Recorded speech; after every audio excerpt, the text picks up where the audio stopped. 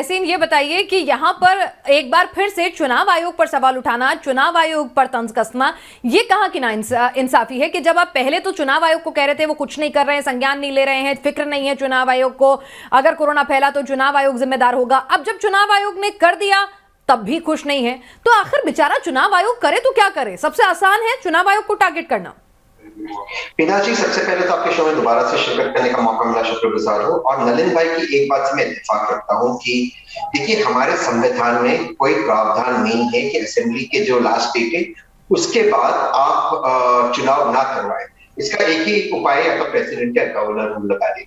और पॉलिटिकली वो भाजपा को कभी सूट नहीं करेगा, और लोकतंत्र में होना भी नहीं चाहिए, जमहूरियत में बिल्कुल नहीं होना चाहिए। तो इससे मैं उनसे इत्तेफाक करता हूँ, जब तक वो हम प्रावधान नहीं बनाएंगे कि इन सब इमरजेंसी 1 या 2 महीने का कोई गैप हो, तो इट्स नॉट पॉसिबल। ये बात गृह मंत्री अमित शाह जी ने वेस्ट बंगाल के समय भी बताई थी और बाकी अन्य कॉन्स्टिट्यूशनल एक्सपर्ट्स ने भी बताई है। तो इस चीज को हमें समझना होगा। दिक्कत क्या है मैं आपको समझाता हूँ, और क्यों भाजपा पे आज प्रश्न उठ रहा है। देखिए पिनाजी, 2 चीज है। मैं आप और आपके चैनल की बात कभी नहीं करूंगा, आपका एक बहुत न्यूट्रल और वरिष्ठ चैनल है, लेकिन जो बाकी चैनल है 24 घंटे में से 23 घंटे माननीय प्रधानमंत्री के पॉजिटिव न्यूज बताते हैं, दूसरों को, दूसरे पॉलिटिकल पार्टीज को देशद्रोही, देश के खिलाफ इस तरह का एजेंडा चलाते हैं, जो हम जानते हैं कि प्रधानमंत्री के कार्यालय से कौन बेच रहे हैं वो एजेंडा, वो हम सब जानते हैं। और वो बोलने की बात है लेकिन जानते हैं।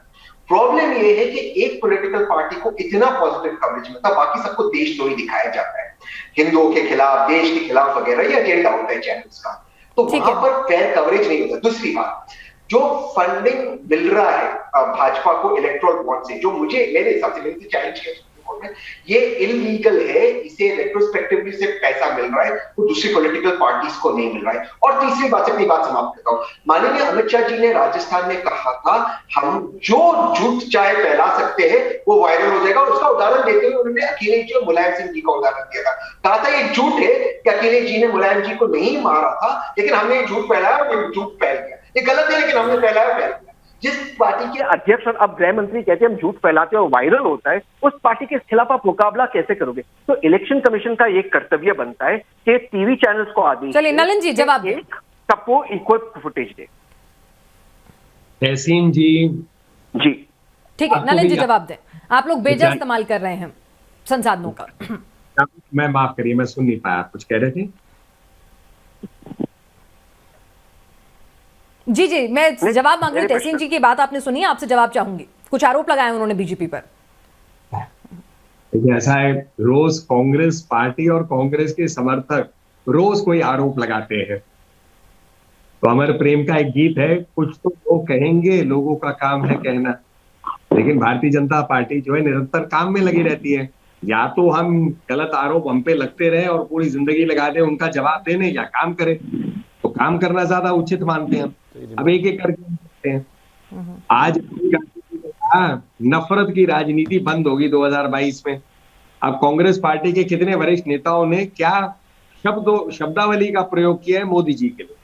गंगोतेली, घाची, निपुंसक, नीच। तो ये क्या प्रेम के शब्द हैं क्या? तो शायद राहुल गांधी जी से पूछना पड़ेगा, भाई ये नफरत की राजनीति जो है किसके प्रति आप बोल रहे हैं? आपकी पार्टी के कई वरिष्ठ लोगों ने इसका प्रयोग किया। तो कहना बनता है ना उनका कि कुछ तो उनको कहना ही है, तो कह दिया उन्होंने। अब तहसीन जी की बात पे आ जाते हैं। तहसीन जी भी जानते हैं, वो इनफैक्ट काफी अच्छे वकील भी हैं और जाने पहचाने एक कमेंटेटर हैं। तो तहसीन जी भी जानते हैं कि जो भाजपा के ऊपर में ये कहते हैं कि हम लोग मिसयूज कर रहे हैं प्रजातंत्र का या कुछ, कैसे हर रोज जो है सुबह हम पर जो भी आता है, आप लॉजिकली देखिए, हर विषय कोर्ट तक जा सकता है। कुछ हम गलत करेंगे, मैं करूं, आप करे, कोई और करे, तो कोर्ट उसके सामने कुछ भी कर सकती है, एक्शन लेती है। और ये बातें होती है हर सरकार के खिलाफ जो भी शुरू से है। कांग्रेस पार्टी कह रही है अब सबको बराबर का समय दीजिए। दूरदर्शन के जमाने में जब दूरदर्शन इकलौता चैनल होता था, तब चुनाव आयोग जो है टाइम देता था। सबको बराबर थोड़ी ना होता था, डिवाइड करके देते थे। भाई जिस पार्टी का जितना वर्चस्व है। और आज जो लोग चिल्लाते हैं कि डिजिटल मीडिया में इतना खर्चा हो रहा है, रोज हम खबरें पढ़ते हैं कि किसी ने यूट्यूब चैनल खोल दिया, किसी ने फेसबुक के ऊपर में एक चैनल खोल दिया, किसी ने किसी और चीज के ऊपर में चैनल खोल दिया। रोज कर रहे, कोई पत्रकार अपने आप होता है अपने ही ब्लॉग लिखना शुरू कर देते हैं। तो डिजिटल मीडिया की वजह से छोटे बड़े का नहीं है। डिजिटल मीडिया के अंदर में जो व्यक्ति उसका प्रयोग करना चाहे उसके पास एक अवसर है। अब आइए झूठ बोलने की बात। रोज झूठ जो है 50 ठीक है। जो है हमारे खिलाफ होते हैं। मैं जवाब हम दूंगा। चैनल पे रोना शुरू करते हैं कि बंद कर दीजिए प्रचार को, इसको करिए, क्योंकि एक पूरी ट्रोल भाजपा के खिलाफ भी होती है, भाजपा के नेताओं के खिलाफ भी होती है। तो ये इसके कई पहलू हैं, ठीक है, सरल ठीक नहीं है। तहसीन, मुझे एक बात बताइए कि अगर वक्त रहते बीजेपी ने अपना कैंपेन, आज मल्लिकार्जुन खड़गे कह रहे हैं कि पीएम मोदी कई बार योगी जी से मिले, वो लगातार अपनी सभाएं कर रहे थे, 10 से 15 बार मिल चुके हैं। भाई, किसी ने कांग्रेस के नेताओं को या दूसरी पार्टी के नेताओं को रोका था क्या मिलने से, मुलाकात करने से या कैंपेन करने से? अगर इंटरनेशनली जो कोविड के हालात थे उसको देखते हुए अगर बीजेपी ने अपना एग्रेसिव कैंपेन वक्त रहते शुरू किया, तो इसमें आप लोग कांग्रेस की या दूसरी पार्टियों की फारफेच थिंकिंग की कमी है, तो उसमें बीजेपी को क्यों कटघरे में खड़ा करना? क्योंकि यही तो दिक्कत है बीजेपी की, सारी के सारे कैबिनेट प्रधानमंत्री से लेकर कैंपेनिंग में ही रखते। प्रधानमंत्री काम 2 चुनाव के बीच में करते, शायद तब भी नहीं करते। इसलिए तो पहली बार भारत की इकोनॉमी कॉन्ट्रैक्ट हो रही है और पहली बार बेरोजगारी 45 वर्षों के चरम पर है। लेकिन महत्वपूर्ण बात क्या है, देखिए नलिन जी की मैं बहुत ज्यादा रिस्पेक्ट करता हूँ, लेकिन नलिन जी ने 2 चीज कही।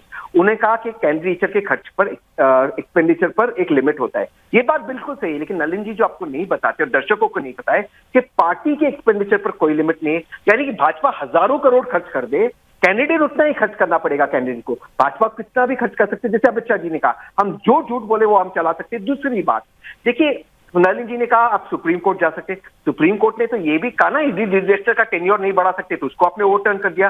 सुप्रीम कोर्ट ने ये भी कहा आप कोई कार्रवाई ना कीजिए पंजाब वाले मामले में, तो उसको भी आज सुप्रीम कोर्ट नाराज हो गए। सुप्रीम कोर्ट की भी बात कहां सुनती है भारत की सरकार? दिक्कत ये है ना, भारत की सरकार किसी इंस्टीट्यूशन को नहीं सुनती। जैसे सपा के मेरे प्रवक्ता ने बिल्कुल सही कहा कि आज उन्होंने इलेक्शन कमीशन को समन किया है, सेक्रेटरी पीएमओ, कौन पीएम समन नहीं कर सकता, इलेक्शन कमिश्नर को सेक्रेटरी समन कर रहे हैं।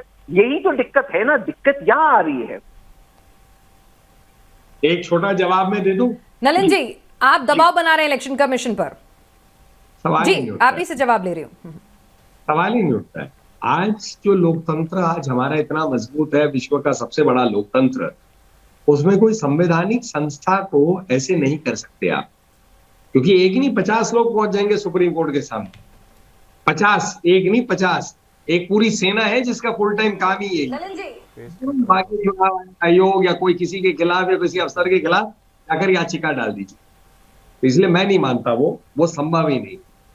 दूसरी बात है कि हजारों करोड़ की बात जो तहसीन जी कह रहे हैं, मुझे समझ नहीं आता, हर बार जो है अकाउंट्स निकल जाते हैं, कहाँ हजारों करोड़ की बात हो रही है हर चुनाव पे।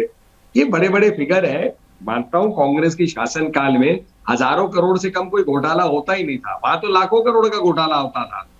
तो ये रुक गए, तो आदत की बात होती है कि हजारों करोड़ से कम कुछ होता ही नहीं है। आप लोग अपने अपने आरोप लगा रहे हैं, अपने जवाब दे रहे हैं, लेकिन शायद मुझे एक निष्पक्ष पत्रकार की नजर से भी इसको समझना होगा। हमारे वरिष्ठ पत्रकार राहुल देव जी ने सभी को सुना है, आप दोनों के पक्षों को सुना है। राहुल जी, क्या वाकई में बात इतनी सीधी है, या फिर चुनाव आयोग को कुछ ना कुछ आपको लगता है छोटी पार्टियों को ध्यान में रखते हुए जो डिजिटल कैंपेनिंग उस तरह से नहीं कर सकती हैं, कुछ खास रियायतें देनी चाहिए या फिर कुछ खास ऐसे नियम बनाने चाहिए? देखिए, मैं समझता हूं कि चुनाव आयोग के सामने भी एक बड़ी दुविधा थी।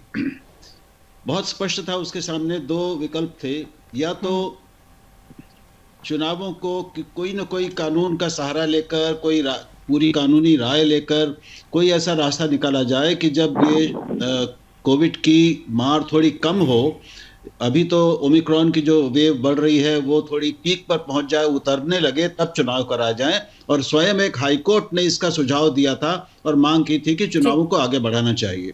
तो मैं नहीं समझता कि हाईकोर्ट के एक जज ने किन कानूनी आधारों पर यह सुझाव दी थी। अगर ये कानूनन असंभव है तो फिर एक हाईकोर्ट जज ने कैसे कहा? मैं कानून विशेषज्ञ नहीं हूं, मैं इस पर टिप्पणी और नहीं करूंगा।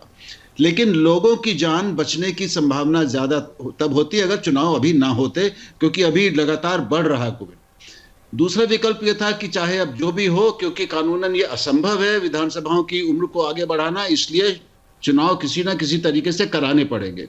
कराने का तरीका एक ही है कि आप लोगों के शारीरिक संपर्क को कम करें, भीड़ को कम करें और ये टेक्नोलॉजी का इस्तेमाल करके सबसे एक आग्रह करें कि भाई आप टेक्नोलॉजी का इस्तेमाल करिए, डिजिटल कैंपेन करिए, डिजिटल प्रचार कीजिए, लोगों से दूसरे तरीकों से पहुंचिए, शारीरिक तरीकों से जहां भीड़ इकट्ठा होती है वो मत करिए। कोई तीसरा रास्ता नहीं था। इससे निश्चित रूप से एक असमान युद्ध होगा। ठीक है। जो रण क्षेत्र है वो एक अब अनइवन फील्ड हो गई है। जो छोटे दल हैं, जिनके पास संसाधन भी कम है, टेक्नोलॉजी का अनुभव भी कम है, अभ्यास कम है, उनके लिए समस्या होगी। और ये भी सही है कि अभी भारत में डिजिटल पेनिट्रेशन, ब्रॉडबैंड पेनिट्रेशन पूरा नहीं हुआ है, आधे के आसपास है।